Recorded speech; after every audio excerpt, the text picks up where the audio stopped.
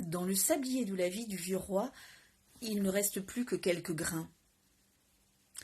Il est temps qu'il se décide à choisir un héritier. Seulement, voilà, il ne sait lequel de ses fils choisir. Il a 3 fils, 2 grands, instruits, intelligents, et le petit dernier. À celui-là, il parle pas. Du coup, tout le monde l'appelle le Benet. Alors il s'est dit que peut-être il allait laisser faire le destin. Il a pris 3 plumes, il a amené ses 3 garçons sur le perron et il leur a dit « Voilà, celui qui me ramènera le plus beau des tapis deviendra roi. » Et puis il a soufflé sur les plumes. Celle du grand est partie vers l'est, celle du second vers l'ouest. Quant à celle du Benet, elle semblait hésiter. Elle a fait 3 tours et puis elle est allée se poser en bas des escaliers. Les 2 grands se sont moqués. Le Benet a regardé la plume. Il est descendu en bas des escaliers. Il s'est assis sur une marche et puis la tête dans les mains, il a regardé la plume. Qu'est-ce qu'il allait pouvoir faire? C'est à ce moment-là qu'il a vu, là en bas des escaliers, une toute petite trappe. Il a ouvert la trappe.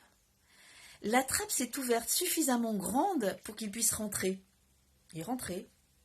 Il y avait un escalier. Il a descendu l'escalier et puis il y avait une porte, alors il a frappé. Grenouillette, grenouillant, ouvrez vite, quelqu'un attend. La porte s'est ouverte, il s'est retrouvé dans une grande salle.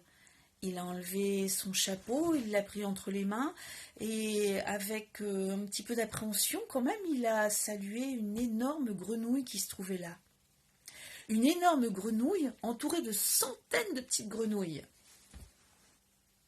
La grenouille lui a demandé ce qu'il faisait là, alors il a raconté le perron, la plume, l'épreuve et puis qu'il cherchait un tapis. Grenouillette, grenouillant, amenez-moi mon petit coffre d'argent. La grenouille a ouvert le coffre et elle en a sorti le plus somptueux des tapis, aux 1000 couleurs. Un tapis, comme pour sûr dans le monde d'en haut, on ne pouvait pas en faire.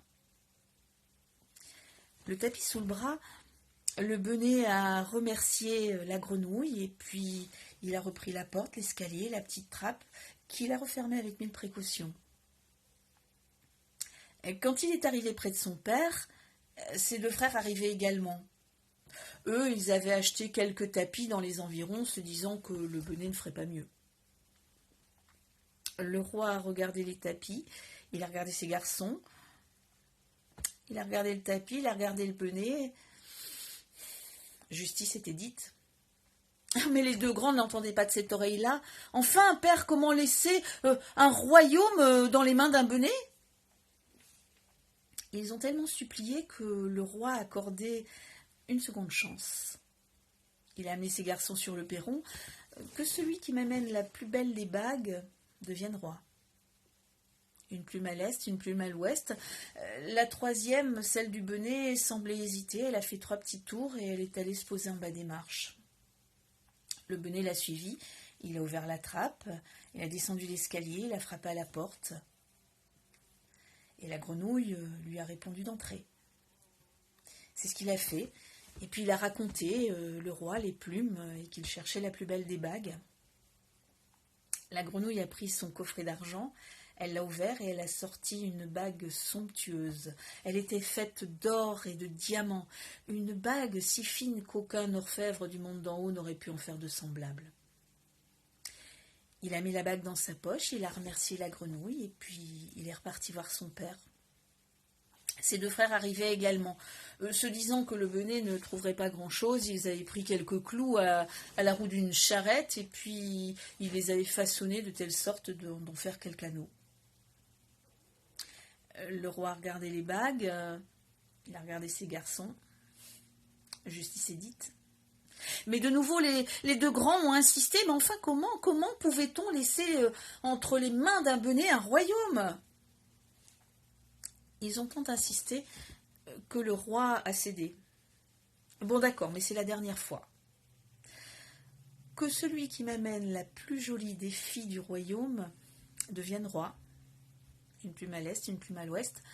Celle du bonnet a eu à peine le temps de faire 3 tours que celui-ci l'a attrapée et l'a accrochée dans son chapeau. Il est descendu les escaliers et puis bien vite il s'est retrouvé près de la grenouille. Ah, dit la grenouille, bah cette fois, bah, je peux rien faire pour toi. Tant pis, a dit le bonnet, merci. Il s'en allait quand la grenouille lui a dit attends un petit instant, peut-être une solution. Et elle est revenue avec une rave et puis 6 petites souris. Elle a creusé la rave, elle a accroché les petites souris avec une ficelle à la rave et elle a donné le tout au bonnet. Lui, il la regardait avec des grands yeux étonnés. Attrape une petite souris, une petite grenouille, celle que tu voudras. Et puis accroche-la à la rave avec les petites souris. Puis tu verras.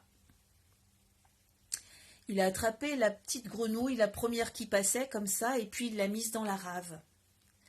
À peine l'avait-il installée dans la rave que celle-ci s'est transformée en une magnifique jeune fille.